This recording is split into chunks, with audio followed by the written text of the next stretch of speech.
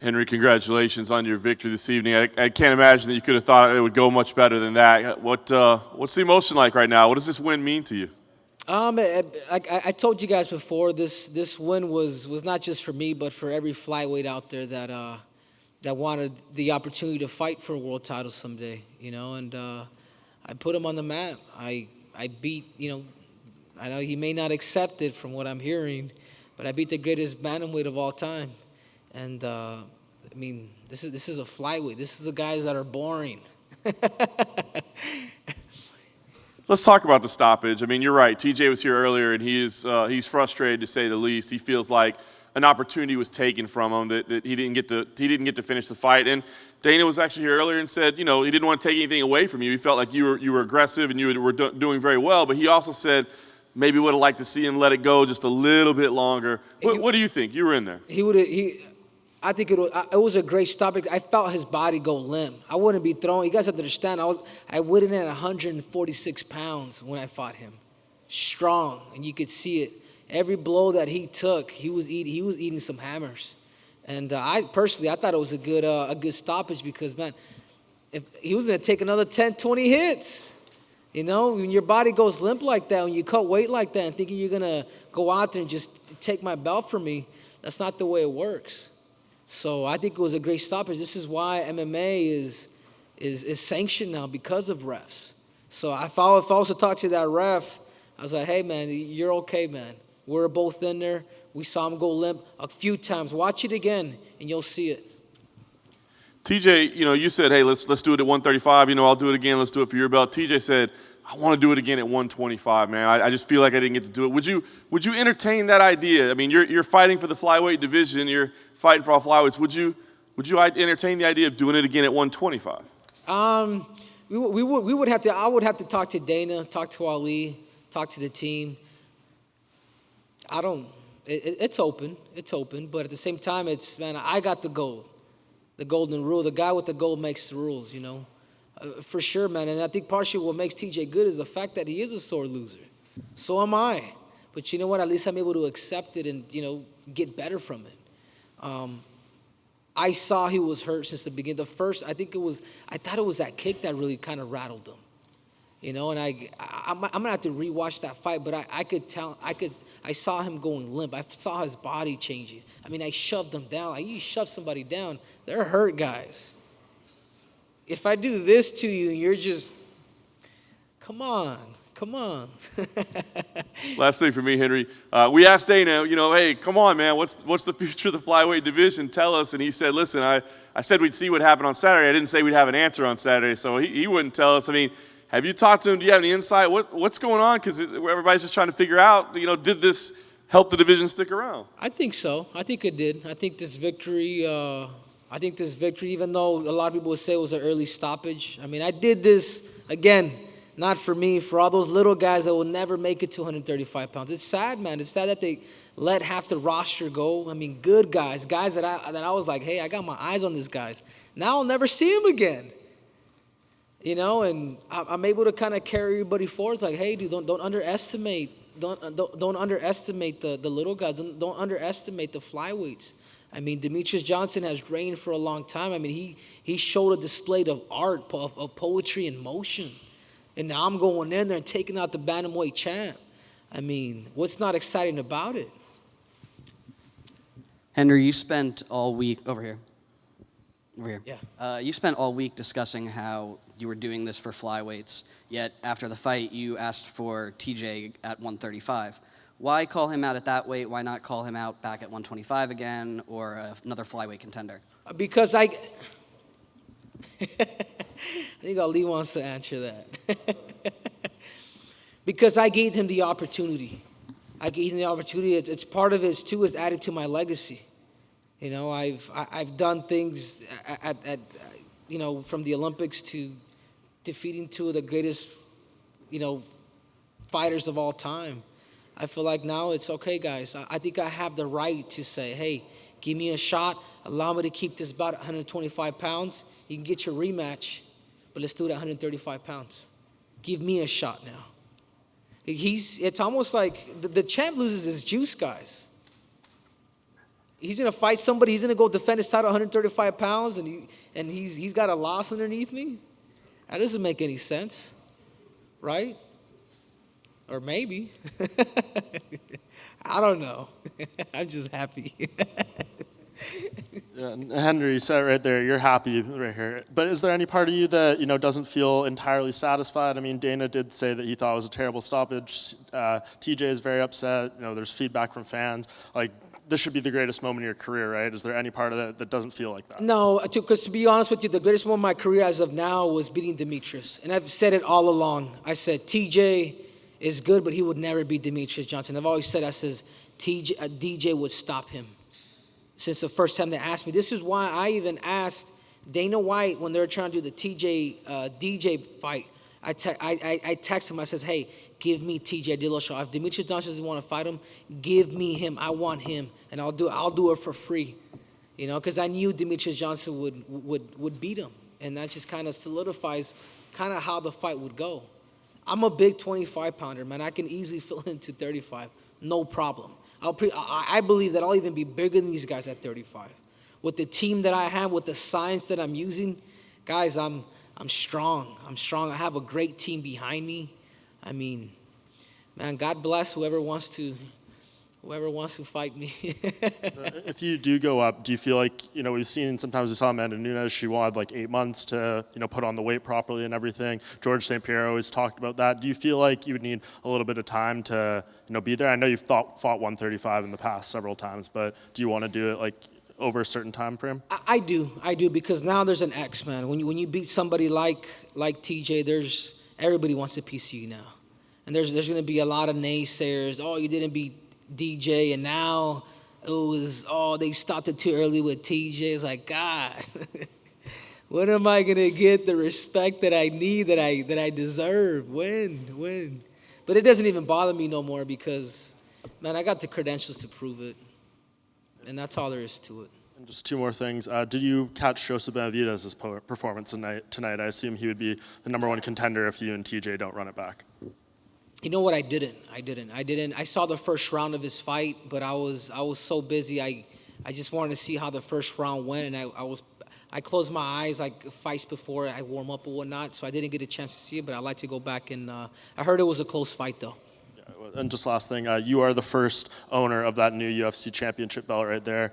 Just give us your thoughts on it. What do you think about that new belt design? It's cool. It's heavy. I think it feels like it's a lot heavier than the other one. I think it's something new. I wonder how long the UFC is going to keep that belt, but it's something new. So hopefully, I'm the first one to pose in it. So it's all right. You guys like it? You guys like it? Quick question for you, DJ. So obviously the fight. Henry. Good Lord. Sorry, that's twice now I messed up with you. I apologize. You got only a few seconds of work in with him. It seemed like you were faster than TJ. Is that a correct assessment? Yes. Maybe not faster, more explosive. I think my timing. I had studied this. I knew exactly his movement. I knew all his smoke bombs. We went out and we hired. We got guys that know the system. We brought guys in from Holland. I mean, it was truly like a masterpiece of all these like great MMA scientists that we all came together. So I knew exactly when he was in a dip, not to overreact, and that's all she wrote, man. I think I'm the one that came out. I was the aggressor. Like I went out there and I claimed my territory. Well, for the record, I think he stumbled over his own feet when you pushed him. I think he got his feet caught up, unfortunately. I don't think so. Okay. If you ever fought before? No, personally. Yeah. Thank goodness. Yeah, it's different, especially because he's a wrestler. There's different reactions. Somebody pushes me, man, I'm going on my back, I'm kicking you. He was out, guys. I mean, I don't know what else to tell you guys. I mean, I hope you guys accept his win. The record books show. I'm just stealing everything. I'm just stealing everything, guys. I'm a thief. Henry, congratulations on first successful title defense. The plan tonight was to save the flyweight division. Moving forward, is the plan to become a double champ as well, or to keep the flyweight? I can't even answer that because I don't even know what the UFC or Dana White's even thinking. I'm starting to sound like like I'm pregnant. You got the gold. I do, but at the same time, man, it's a monopoly. We got to sit down and talk to the team, man, and see what. I have to literally sit down across from Dana White and sincerely talk to him, like, hey, man, what's going on? Because I'm not going to be part of a division if they're just going to get rid of everybody. It's like, who the hell am I going to fight? Henry, to your left. Henry? Yeah. To your left. Oh, There we are. Oh, my bad. Hi. All good. Heading into this fight, TJ I was looking at the blonde over here. Fair enough. Heading into this fight, TJ was ranked 5th pound for pound, you 11th. After today's result, where do you think you belong pound for pound? I honestly, I really don't care. And I've always been actually, I kind of don't. I was like, I'm still behind Stipe and Conor. These guys don't even have belts. Again, that goes back to respect. That goes back to, dude, I'm one of the greatest combat athletes of all time. Ain't nobody, Daniel, and I know they get sick of hearing it. Ain't nobody done what I've done. In my opinion, I'm the true champ. But it really doesn't. The pound for pound, man. These are just all predictions. Unless I'm in Daniel Cormier's position, then I'll be happy. But as of now, man, I'm still striving to take his spot. And then just from looking at tape, I wonder how you feel. But going back, this was a great result for you, and there's been other ones, the Haze fight and the Pettis fight. But it looked to me like, going back in your career, the Haze fight was where everything began to turn a little bit. Do you feel like that was a turning point? Like this level of fighting ability you've hit, what was the moment where you really ascended to that?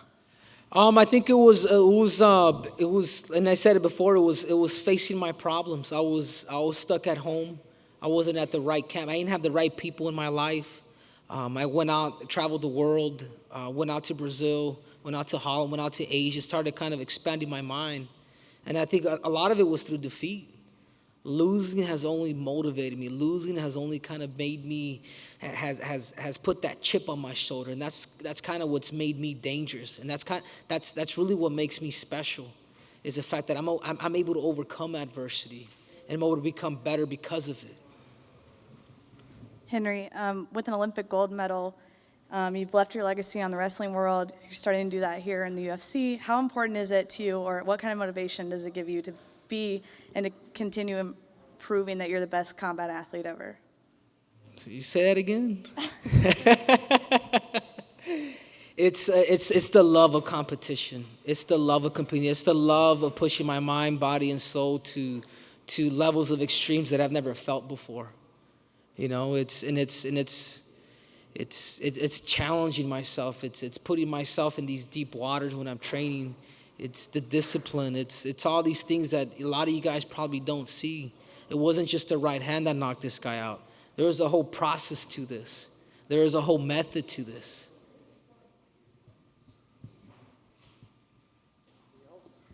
Where's Ariel Helwani? Where's he at? Where's Mr. Nose? I wanted some questions from him.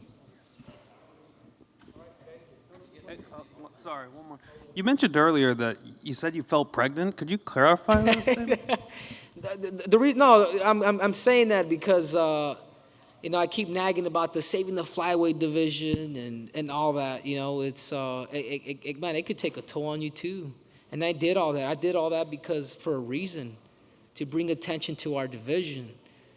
Coming out with the snake, coming out with the gold suit with my gold medal, guys, this is I mean what I'm saying. Like I'm walking the talk too on top of all that. It's like now I just feel like it's just an echo. It's like when's Dana, when's the UFC gonna actually, okay, you guys are back in. Sure. So that's why I was feeling pregnant. A little bit off topic, but it's your first official title defense, and these new belts, you're supposed to acquire a new crystal with each defense. Does your belt have a new crystal for this title defense yet? No, I think they told me that they're gonna take it off and put one on. Is there one on there now? There is. Yeah, there is. I think it's like a red one. But it sucks because they used to. The only thing that I would complain about is they used to always give us a new belt every time you fight. So now they got a little smarter. We're just gonna add a little crystal now. A little budget cut, but I see you.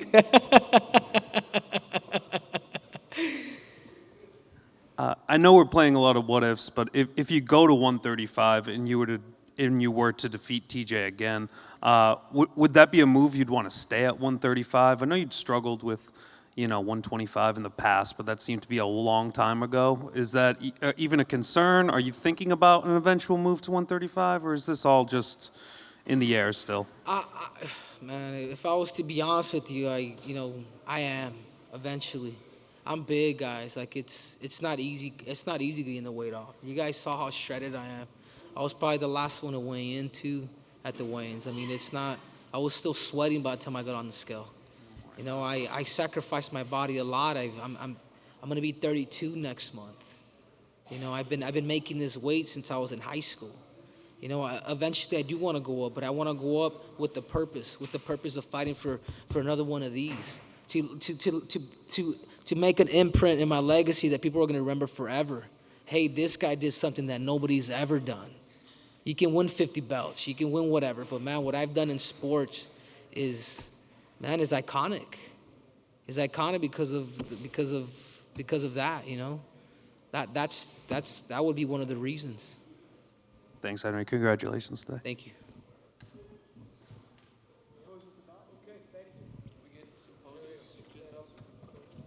Wasn't unfair.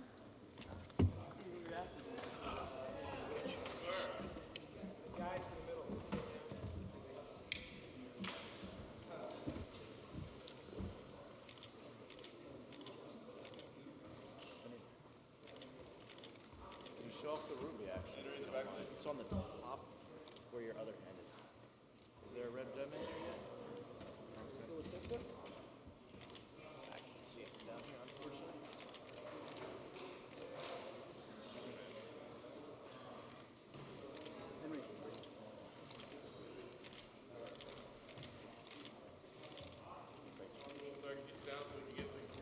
Is it possible to hold the bars on? Please. Is it possible to hold the belt bars on? You guys want to move this table, or you guys? No, that's good. Henry, you just mind looking back here?